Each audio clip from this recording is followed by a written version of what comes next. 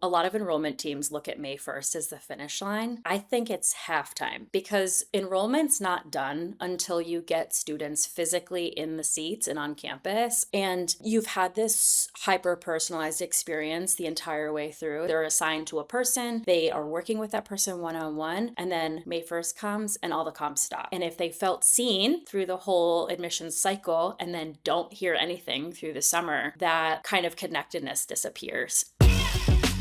Hey, welcome to the Higher Ed Storytelling University podcast, a show where we bring together MarCom leaders from both inside and outside higher ed to give you fresh perspectives on successful content creation and strategy in higher education. My name is John Azzoni. I'm the founder of Unveiled, a video production company working specifically with colleges and universities. Learn more about our work, including our subscription approach to storytelling at unveiled.tv. That's UNVEILD. And if you like this podcast, then you'll love the Higher Ed Storytellers Digest. It's my free weekly newsletter where we cover a lot of ground about content creation and strategy. Sign up at unveiled.tv/newsletter. All right, let's get on with the show. Well, folks, it's Maycember, as they say. I hope all the parents out there are hanging in there with buying tie-dye t-shirt for your kids for Spirit Week, Beach Day, bring a beach towel at school and sunglasses and a beach ball, whatever else. By the time this comes out, it will be almost June. And if your school has just come off, yield season that didn't go the way you hoped, or if you're staring down summer melt season and wondering what to actually do about it, this episode is for you. My guest today is Rita Winthrop, a marketing consultant with 15 years in higher ed and ed tech who helps institutions and brands build content that actually moves people. She runs Rita Winthrop Consulting out of Newport, Rhode Island, specializing in enrollment email campaigns, LinkedIn ghostwriting for higher ed executives, and content strategy that doesn't just fill a calendar. She also has a lot of feelings about yield season, which is exactly why I wanted to get her on the show. Rita has a rare background. She was both an admissions counselor and the person writing the MarCom for her team at the same time, which means her opinions come from actually being in the room and not just advising from the outside. We get into why May 1st is halftime, not the finish line, what a bad yield comm strategy actually looks like in practice, why your parent communications deserve their own dedicated strategy, and what you can still do right now if you didn't make your class. We also talk about transfer students as an underutilized population. It's a really fun conversation. She's got super great energy, and I think you're going to walk away with some stuff you can actually use. So let's get into it. All right. So Rita, welcome to the show. Thanks for being here. Hi, thank you so much. I'm excited to be here. Well, we were just talking before we started recording about all kinds of things and had a fun conversation about our kids. And I've seen a lot of your stuff on LinkedIn, and I've always been thinking I should get her on the podcast because I don't even know what we would talk about, but I know it would be fun.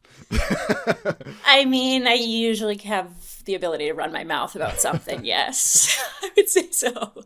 So I'm excited. Even if this episode totally tanks, I've already had fun. So me too. And we, as we just said, have plenty of blackmail for our children when they turn 30 years old. So we'll be all good. All right. So aside from potty training, which is what we were talking about, what's something you've been nerding out about lately, higher ed related or not? So I've been thinking about this question, obviously, since we first talked about it a couple weeks ago, and it kind of actually falls very much in line with parenting.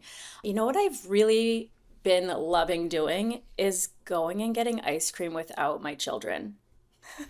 Yes. Which maybe seems a little bit feral, but they are feral. And over the weekend, my husband and I had a very rare date night where we went out and got a treat without them. And it was really nice to sit there and think, if they showed up right now, they would murder us. So mad. So mad. So we've been making a habit of doing more things that they would like, but without us, which I don't know what that says about me as a parent, but I do like an ice cream cone without being interrupted. So I like that. Do things that they would like without them. I mean, sometimes you have to. We are kids too, a little bit, right? Everyone likes an ice cream cone. Yeah. Well, before I had biological kids, we had two foster kids, a brother and a sister. And for whatever reason, we didn't want to give them ice cream because I think it would have kept them up. We were on a road trip with them, and could have just been preference. I don't remember. But I do remember stopping at the ice cream place, and we put a sheet up like between the driver's seat and the back passenger seat, so me and Laura could just eat ice cream. I mean, my husband literally took his leftover ice cream because, of course, he got one that was like this big when we went out, and he brought the rest home. And he and I were like sneakily eating it in our back mudroom while the kids were like Yeah. out playing in our living room because it's not for them. Yeah, They can do seriously. it. They can do it someday. It's ours. We bought it. I realize I probably sound like one of the bad foster parents, you know. That's like, I swear we Well, showered these kids with love we and did. all kinds of We stuff. did. But, sometimes the adults can tolerate sugar in a way that the kids can't. And we had just been on a whole Correct. week-long vacation with them, and we were like, at our wits' end, we were like, we need a treat. I listen. I'm here for it. I don't disagree with you at all. So there's that. Oh, that's so funny. I love that. So you have a rare background. You were both in admissions counselor and running MarCom for your team at the same time. Tell me about that role. How did that shape, the way you think about yield? I should back up and say this episode is we're talking about, yield. We crossed the finish line sort of for yield, and people are looking back on their accomplishments or lack thereof and looking forward to melt and what they're going to do and stuff. So we're kind of sitting in this balance of like between yield and melt. And so you have some experience there. So now tell me about your Yeah, background. little bit. I like to say that I'm kind of an anomaly in some regards in the higher ed marketing space because I had a marketing background, but also the admissions background. So I think in a lot of ways it gave me a little bit of an unfair advantage when I was working in admissions. I think there's often a big disconnect between the messages that, communications are going out like from the university in general and also this like hyper personalized experience that admissions counselors give students. So when the two of those don't match, that's often where I think there's issues, which we're going to obviously talk about a little bit today. But for myself, I knew how to do that because I was the admissions counselor. I was talking with those students. And then on the flip, I was writing the like bigger mass emails that were also coming out. So I was able to kind of keep that like personalized experience going through the one-on-ones that they got with me, but then also through the department emails too, which doesn't always happen. So, Yeah. And you've talked about how, the student can have a great relationship with their counselor. They can kind of, feel seen and recruited, and then they deposit, and then the comms just kind of go flat. So like, did you see that happening? Why do you think that happens? Why is that hard to fix? I think a lot of enrollment teams you just said it too, a lot of enrollment teams look at May 1st as the finish line. I think it's halftime because enrollment's not done until you get students physically in the seats and on campus on end of August, early September, kind of depending on what your institution looks like. And you've had this hyper personalized experience the entire way through, especially at like smaller institutions or even bigger ones too. They're assigned to a person, they are working with that person one on one, and then May 1st comes and all the comms stop. There's often a big gap between the communications between enrollment and whoever else is taking them next, whether it's a student services office, student affairs, a parent family programs office. I mean, every department is different at every institution, but I think it's a mindset shift because someone has to own them in that summertime. There has to be a really clear handoff between admissions and then whoever else.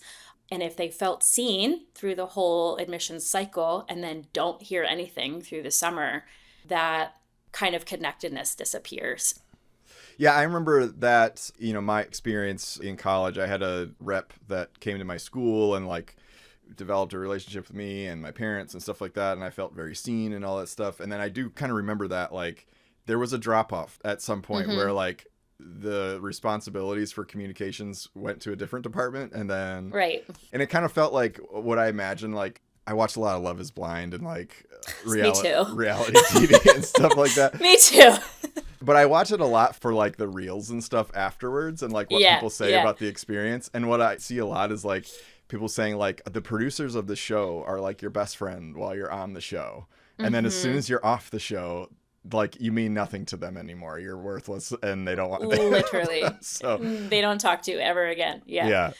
But I think like we experience that as consumers all over the place, right? Like you are going to buy a car and people are obsessed with you and they like compliment your outfit and you're like the coolest thing that's ever existed. And then the second that you sign that off, see ya. Yeah. Which cool. Yeah, I get it. It's a business, but I think a lot of times in education, we forget that it is a business and we're selling a service, but there's also the like warm and fuzzies that come with education that like you kind of got to carry that through all the way to move in until they start making their new community within their peers and their professors and advisors and all of that stuff. That like that 3 month period of time is a really big window where is it could be a huge gap if it's not done well or done at all. So how would you suggest operationalizing that? Like, if the communications do change hands, what should carry over? How should that carry over?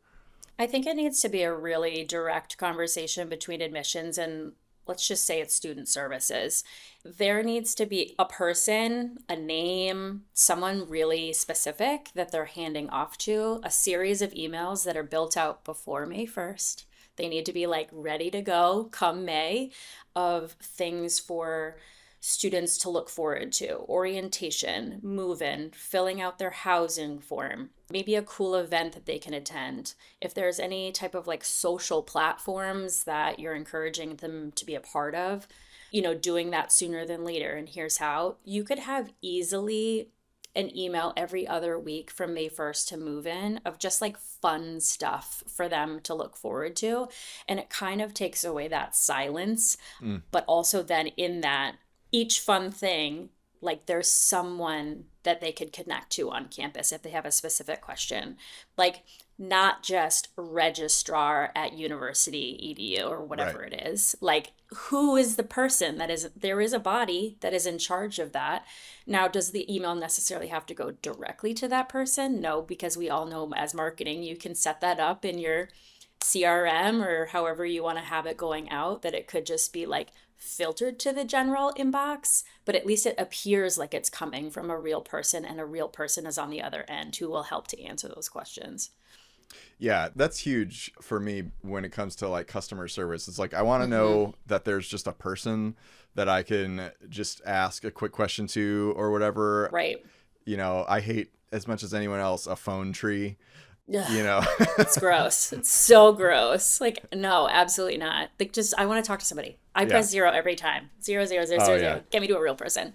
You got to call the pharmacy and then you just hit zero, like until they're like, okay, fine, I'll connect you to a pharmacist. Right, exactly. Exactly. They're like the ones where you don't know what category you fall into. So you're like, you listen to the options like 4 times before you kind of just figure out which one to press. Yeah. Yeah. So what does bad yield communication strategy look like in practice in terms of like volume and tone and timing and content? A few things. I think a lot of folks think that volume equals strategy, and it doesn't. Just because you send out an obscene amount of emails doesn't actually mean that you're doing anything productive with them. Again, like how many times I've seen with clients, they send out a new email and it's got 10 different links, 2 CTA buttons in it. What are you asking them to actually do? Who is the group that you are getting in touch with? And if it is a student, one thing. Okay, their attention span is less than ours. It might even be less than our, 4 and 6-year-olds. Right. But they need to be given a very clear direction of if you want them to fill out the housing form, this is it. That's it. Yep. Anything else that's like cool or fun or a link, embed the video or embed a photo in the actual email if you have the capacity to do that. And I think a lot of times too, we're grown-ups and we forget that we're writing to an audience that is 17. And so like the language needs to be tight, it needs to be punchy. If you're developing like a parent comm flow, the language is going to be different. I think we need to think about who we're talking to and not just like, well, they need to know this information. Of course they do, but there is a way to kind of develop it in a way that makes more sense. And also playing into the fact that this, especially for yields, it's a huge step. That's probably the biggest thing that this student has ever done at any point in their life. Going off to college, they've made this huge financial decision. Hmm. In some regards, it's the biggest financial decision people will make in their entire life, other than buying a house. Yep. Play into that a little bit. Like, so make sure the support systems are there. We're here to help you through this. We know it's new for you. And so if you're not doing those things, that's where your melt might be worse. You may have students drop off, or even just if you're not making your class, like that could have been a big component of that. Yeah, I imagine that, and I'm very limited in my knowledge of, admissions and all that stuff. But I imagine that when you're in that every day, you forget that the people that you're talking to have most likely never been to college before. Mm-hmm. And they don't automatically know what you're talking about. And I remember when my wife and I were planning our wedding, it was like that with all these vendors where it's like, Mm-hmm. she's like, I mean, we had a really short engagement. So she like went to the dress place and was like, okay, wedding's 6 months out. And they're like, like, Impossible. like, You're like, I'm just like, okay. I don't know how long this stuff takes. Like, I've never been married before. God forbid that like you offended them Yeah. with that Jeez. question. No, it's so true. And I think like, especially I think about first gen students, like they've never even had a parent or a caregiver that has been through the experience either. And I think it happens a lot, again, back to like you as a consumer. It happened to you with your wedding. It happens when you're, again, buying a car. It could be your first time doing something, but for the person who's on the other side of it, they do that every single day. So I think we have to like really, I mean, I hate to say dumb it down, but you do have to dumb it down a lot because it's their first time. So directions need to be like incredibly clear. Mm-hmm. Yeah. And so most of our video work is with graduate students, which is actually a great advantage because they've been in the professional world a lot. And they're very responsive and excited and stuff like that. Once in a while, currently right now, trying to plan a shoot with an undergrad student, it's a whole different ball game. It I'm really is. like, just to get a response is a win. Yeah. I can't imagine sending an email to this person that has more than one thing that I'm asking her to do. And I'm sure she's very smart and all this stuff and like nothing wrong. It's just a generational thing where it's like, it is. they're just all over the place. And so like, I'm sure you've read Mailed It. Yeah. Day and Ashley's book. Mm-hmm. I suggest that book. I mean, I'm like the unofficial sponsor of this book. I love that. I'm sure they'll appreciate that. They've been on the podcast twice, and I've mentioned it a number of times because I just feel like it's such a basic thing. Mm-hmm. We think like, okay, sending emails, it's not that hard. It actually is very like, you have to engineer these communications in a very specific way to get people to do something. And the result of them not doing something could mean like so much money, So much money. Well, I think those are real like indicators of where a student is too, especially like thinking about that summertime period is like, if they haven't filled out their housing form, that's a red flag. Mm-hmm. They should be excited to fill out their housing form. Now, granted, are they 17 and they're on their phones all the time and not checking their emails? Yes. Do they probably have 3,700 emails in there that are unopened? Also, yes. Mm-hmm. But that's, where the communication needs to be. Maybe it's a text, maybe it's a phone call, maybe it's an email, maybe there's your accepted student hub that exists on the web somewhere. I mean, it's like, trying to herd cats a little bit. Sometimes you have to like find different methods to kind of lock them in and be, like I said, exceptionally clear about what you want them to do. Yeah. Have you ever wondered what a video producer does? Like, what the heck is a producer? Let me frame it like this. Has your team ever hired a video company, paid a bunch of money, and then somehow you ended up doing all the scheduling and the coordinating and chasing people down to make the shoot happen? At Unveiled, we hate that for you because that's not your job. That's the producer's job. A producer steers the ship. They handle the logistics, all the planning, the moving pieces, all the details, so you can focus on the message and managing your stakeholders. When you work with us on a video storytelling subscription, you're assigned a dedicated producer whose role is to take as much of that grunt work off your plate as possible while delivering a ton of videos all year long, primed for distribution across awareness, consideration, and yield. Take the next step at unveiled.tv and book a call with me. I'd love to hear what you're working on. Okay, back to the show.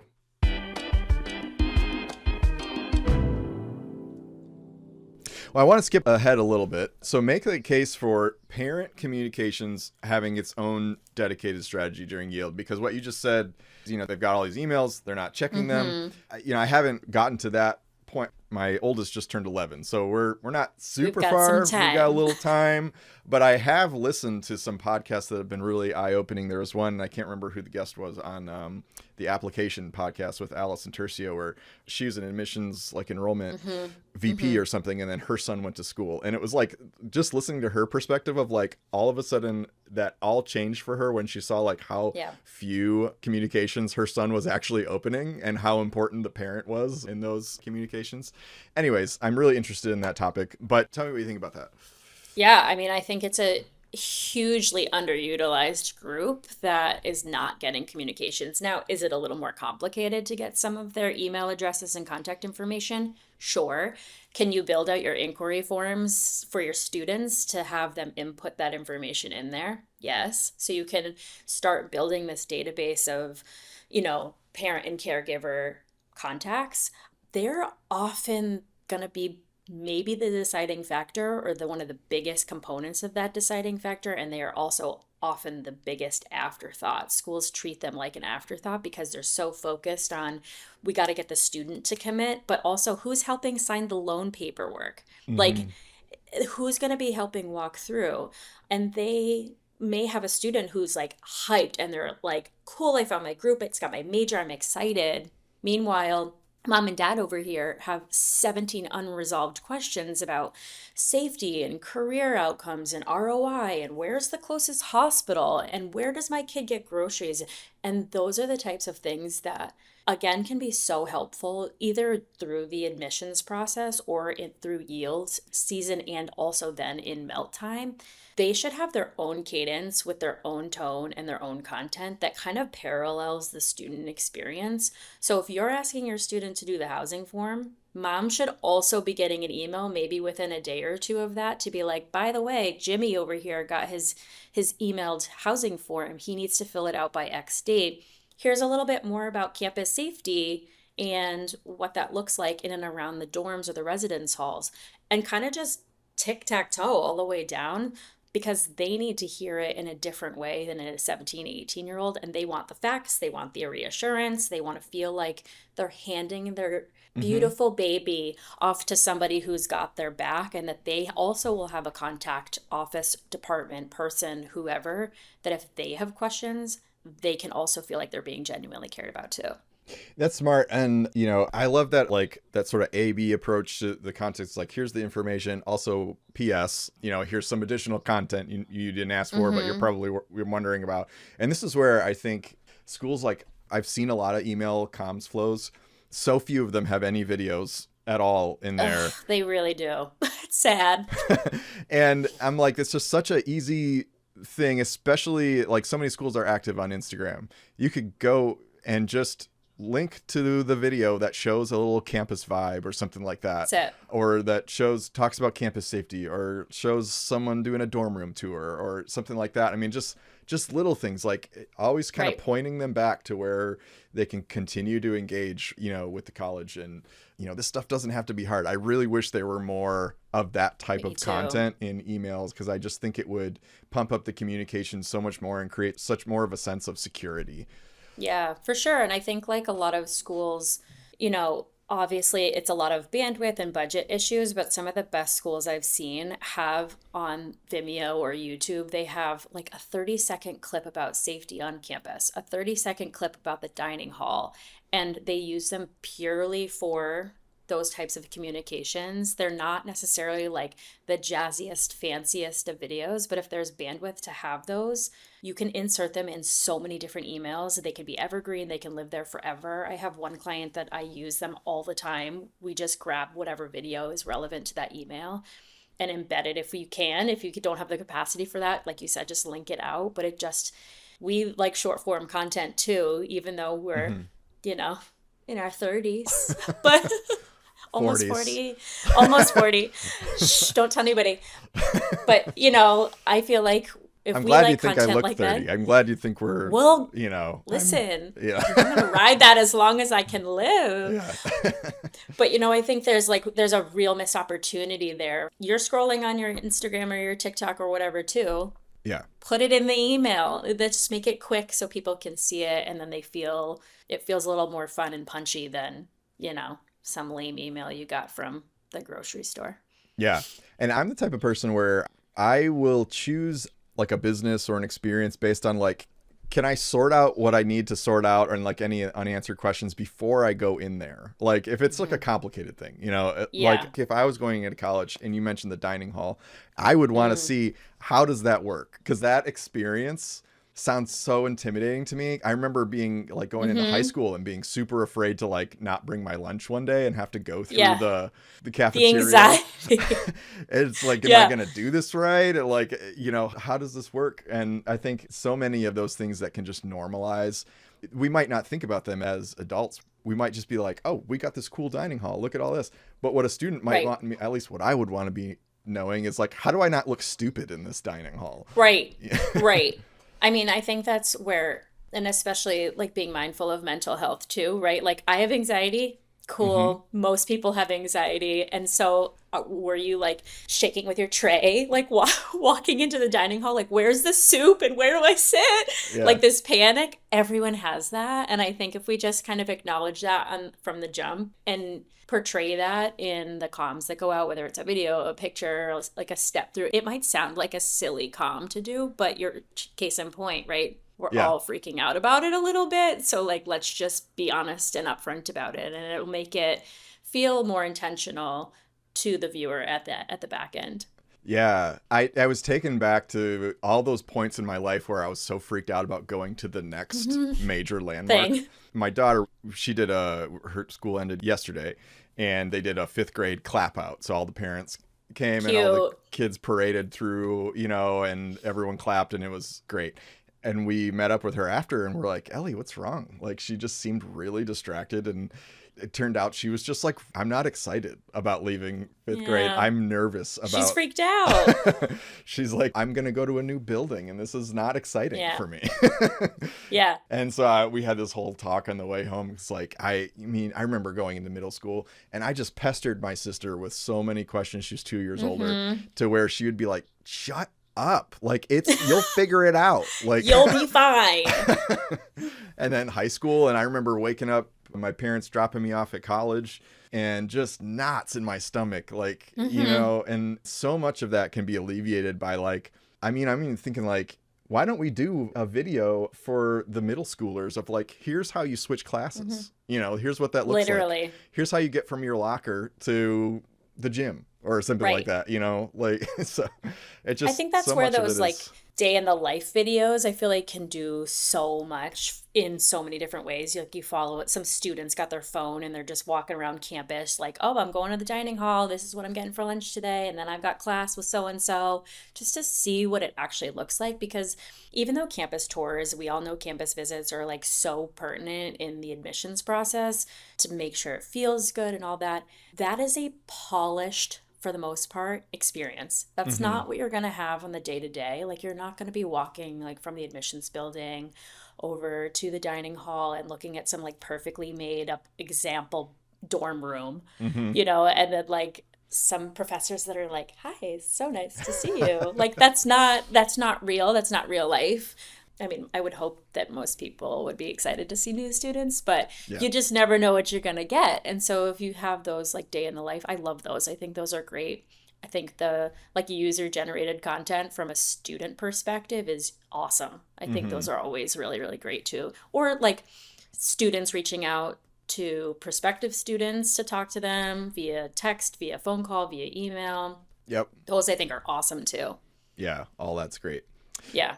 Okay, so it's post May 1st, and a school didn't make their class. So what can they actually do right now? Don't panic publicly. keep it to yourself.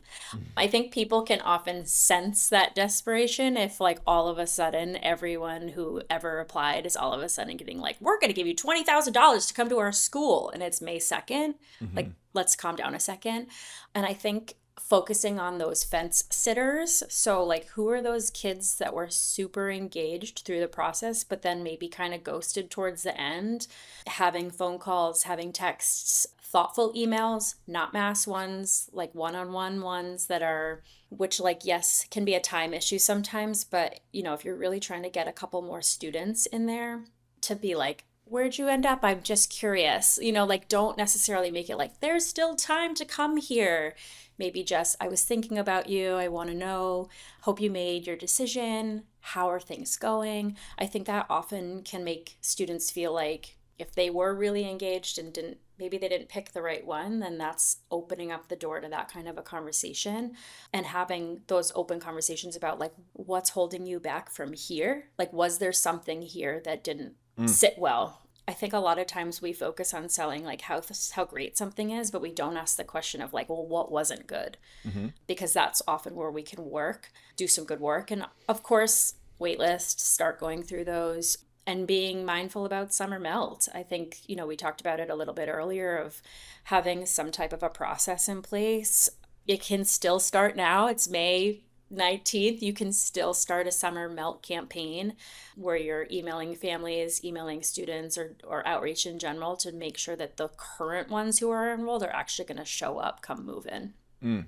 Yeah. So what does a smart anti-melt campaign look like between May and August? Or did the previous answer that question? I mean, I think we talked about it a little bit. I think, like, not being silent, that tends to be, like, the biggest red flag I see is when enrollment's like, cool, it's May 2nd. Mm-hmm. We're done. Like, you're not. That's where that's like that halftime kind of concept, I think, comes in, and giving those not just forms and deadlines, but, like, fun stuff to look forward to, personal notes. You know, like, I would just send texts through the summer to some of my, like, students who are maybe a little uneasy, like the ones who are like, yes, we're coming, you're a little less worried about those, but the ones who maybe didn't deposit until, like, April 30th at almost midnight. Yeah. So to just make every single week feel like they made the right call, it's the silence that's the killer. Mm-hmm. I mean, we feel it on the other end when, like, a student ghosts you, right? So, like, if you flip it, if they feel like we just ghosted them out of nowhere and they're not getting anything cool, or like a countdown, or first week we're going to have this big party on the lawn, or whatever it is, make it feel like it was a right choice for them the whole way through. Yeah. When we did our pre-call, you were talking about transfer students as kind of a population as like a lever that you can pull. Yeah. Talk about what's your point of view on transfer students? I love transfer students. I feel like they're also a super underutilized group of students. I think we have to be so mindful of the market and the, you know, financial situation of a lot of folks in the country right now, and the cost of college and the enrollment cliff, and I mean, all the things that we all hear about and talk about in this industry. And I think so many more students are opting for, like, a community college route, or they're staying closer to home for a year or two before they go further away or to pursue a 4-year. Or also, like, they're 17. They don't necessarily know what they want to do yet. I'm not 40, but almost 40. Who knows what I'll do in the next 10 years? People can change their mind, and I think it's crazy to think that a 17-year-old knows exactly what they want to do forever.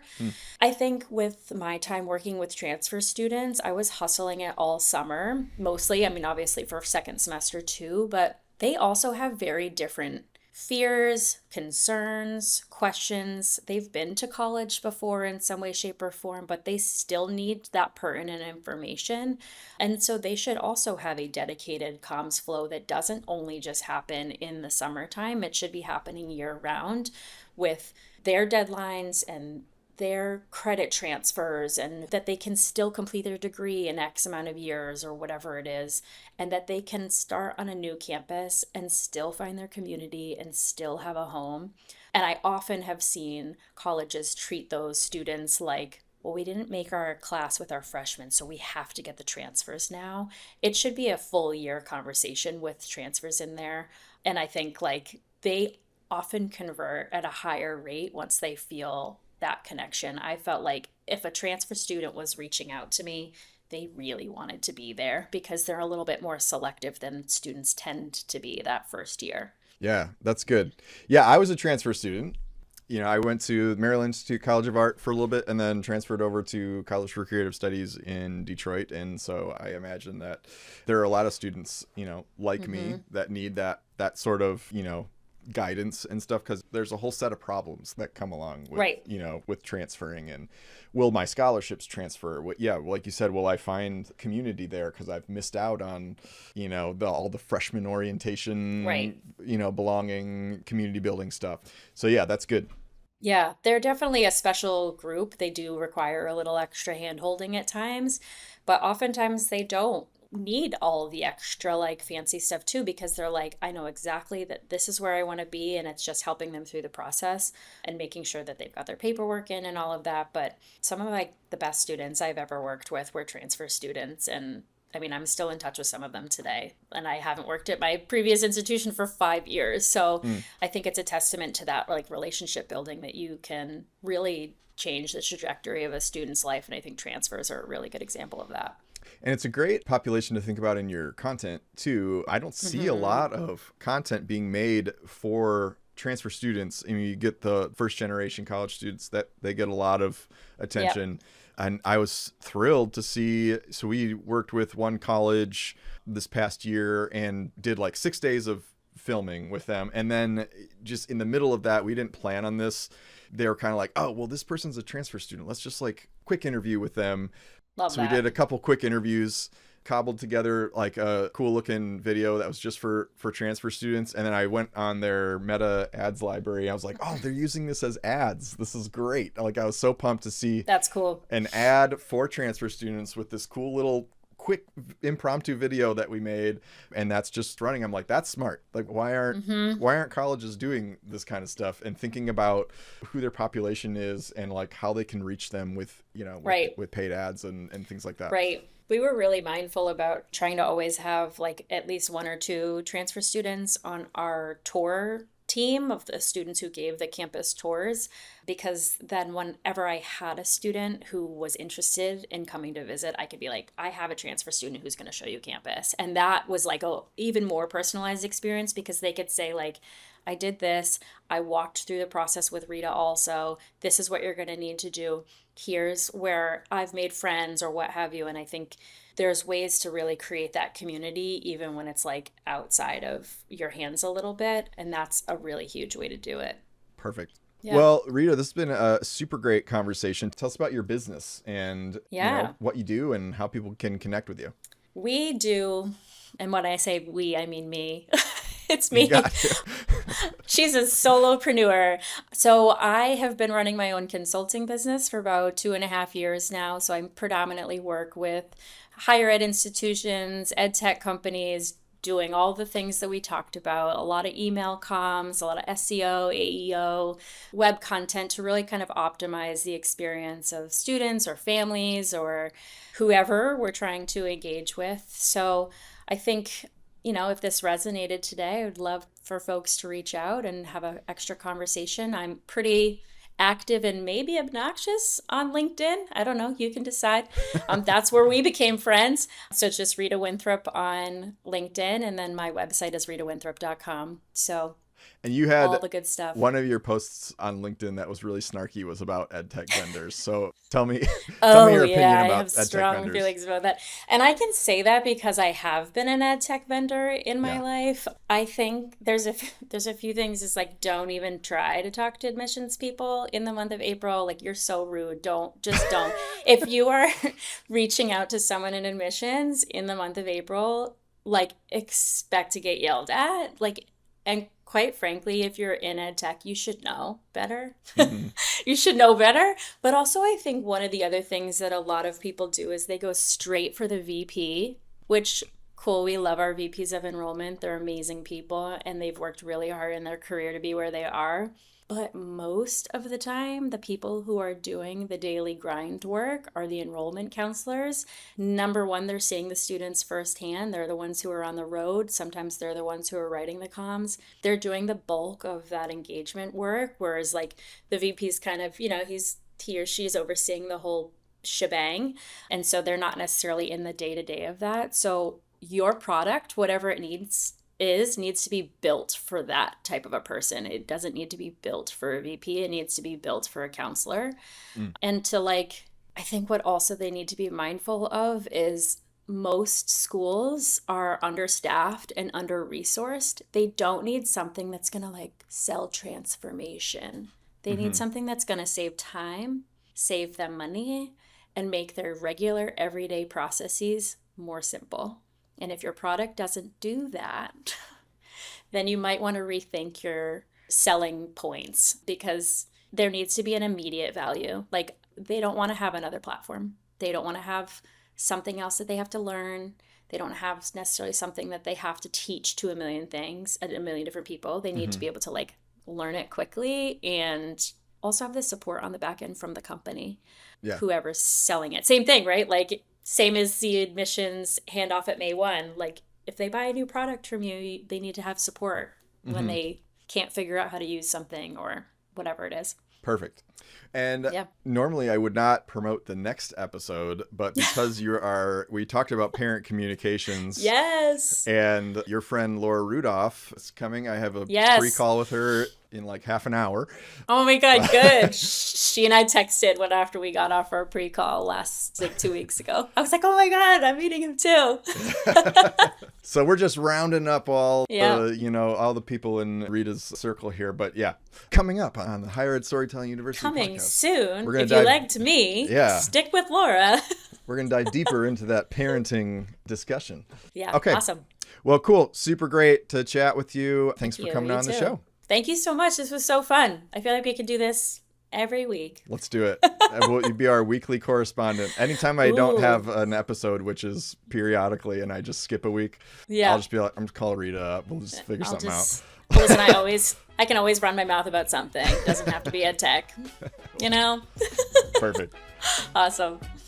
Hey, thanks for listening. I want to give you two things before you go. Number one, reminder to sign up for the Higher Ed Storytellers Digest. It's my free weekly newsletter for MarCom leaders where we talk about all things content creation and strategy in higher ed. Subscribe at unveiled.tv/newsletter. Number two, follow me on LinkedIn. If you're searching for me, my name is John Azzoni, and it's spelled Johnazoni.